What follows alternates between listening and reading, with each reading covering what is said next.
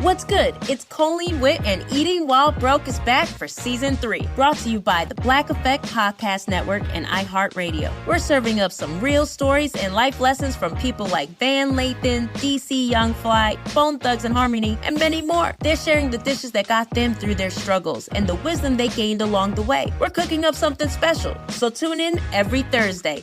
Listen to Eating While Broke on the Black Effect Podcast Network, iHeartRadio app, Apple Podcasts, or wherever you get your podcasts. Presented by State Farm. Like a good neighbor, State Farm is there. This Father's Day, the Home Depot has the perfect gift to help Dad be everything he can be, because your dad is more than just a dad. He's the groundskeeper of the yard, the perfecter of the patio, and the cleaner of the clippings. This Father's Day, power Dad's doing with the convenience and gas-like power of Milwaukee cordless outdoor tools from the Home Depot. Plus, get up to $150 off select Milwaukee tools. Find the perfect Father's Day gift at the Home Depot. How doers get more done. Shop for Father's Day now in stores or online at homedepot.com. Residents at Brightview Senior Living Communities enjoy enhanced possibilities, independence, and choice. Brightview Dulles Corner in Herndon and Brightview, Great Falls, offer vibrant senior independent living, assisted living, and memory care services through various daily programs and cultural events. Chef-prepared meals, safety and security, transportation, resort-style amenities, and high-quality care. Everything you need is here. Discover more at brightviewseniorliving.com. Equal housing opportunity. At Strayer University, we see you striving to work harder and go further. That's why we provide you with the tools you need to get there, like offering a brand new laptop when you enroll in a bachelor's program. So you can do your coursework anytime, anywhere, and always keep striving. Visit strayer.edu to learn more. Eligibility rules, restrictions, and exclusions apply. Connect with us for details. Strayer University is certified to operate in Virginia by Chev and has many campuses, including at 2121 15th Street North in Arlington, Virginia. Hello. From Wonder Media Network, I'm Jenny Kaplan, and this is Womanica. This Pride Month, we're talking about wordsmiths, women who used language to create community, give a voice to change, and inspire future generations to do the same.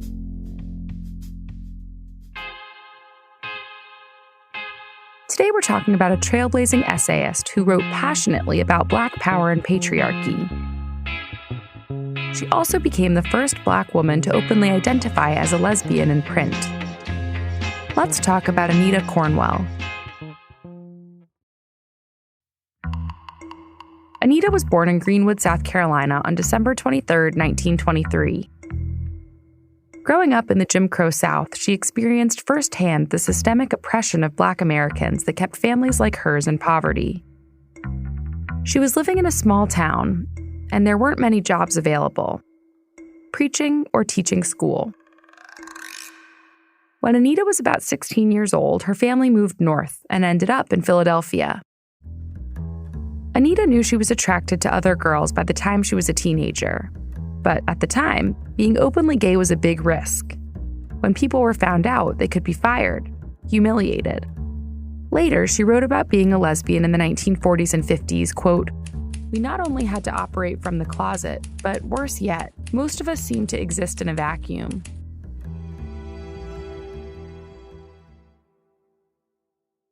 After graduating high school, she studied journalism at Temple University. During college, Anita was able to meet other gay women and eventually came out. She graduated in 1948 and began to establish herself as a writer, working for local newspapers like the Philadelphia Tribune and the Bulletin.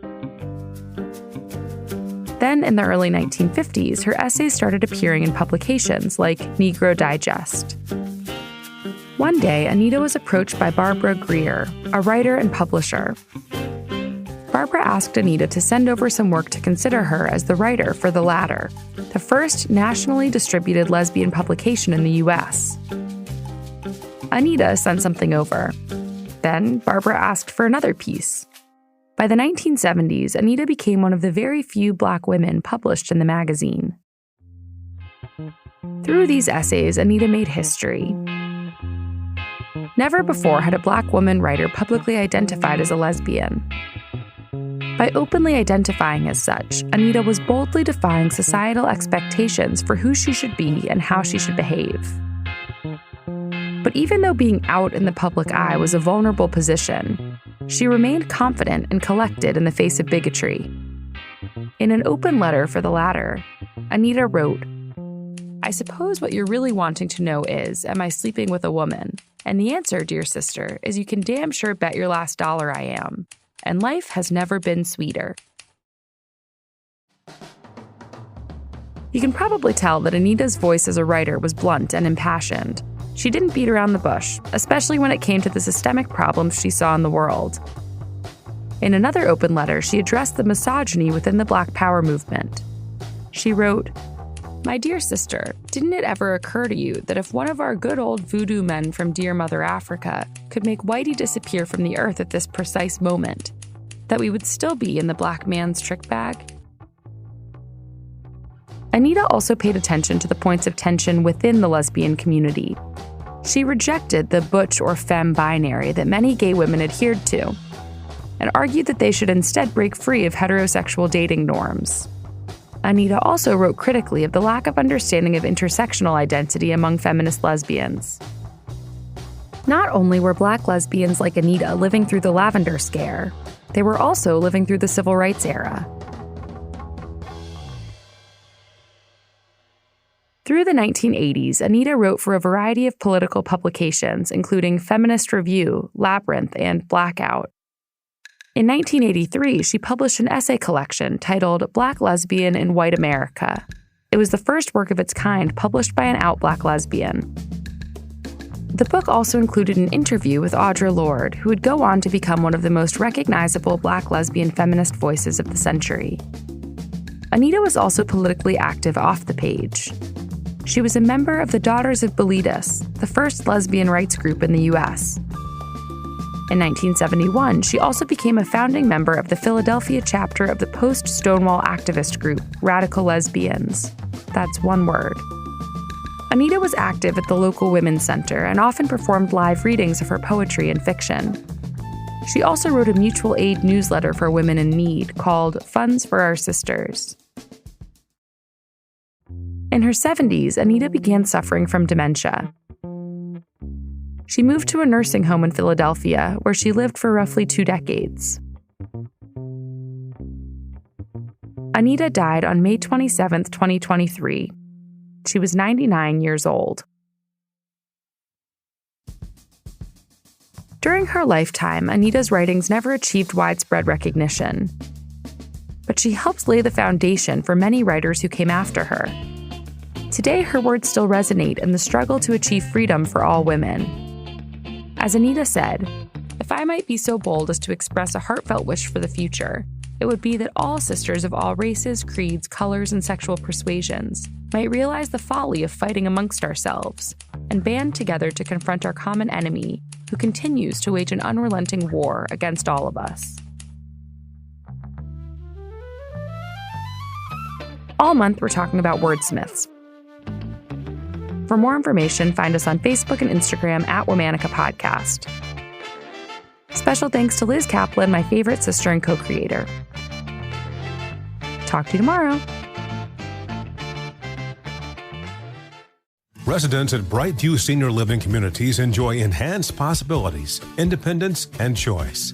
Brightview Dulles Corner in Herndon and Brightview, Great Falls, offer vibrant senior independent living, assisted living, and memory care services through various daily programs and cultural events. Chef-prepared meals, safety and security, transportation, resort-style amenities, and high-quality care. Everything you need is here. Discover more at brightviewseniorliving.com. Equal housing opportunity. At Strayer University, we see you striving to work harder and go further. That's why we provide you with the tools you need to get there, like offering a brand new laptop when you enroll in a bachelor's program, so you can do your coursework anytime, anywhere, and always keep striving. Visit strayer.edu to learn more.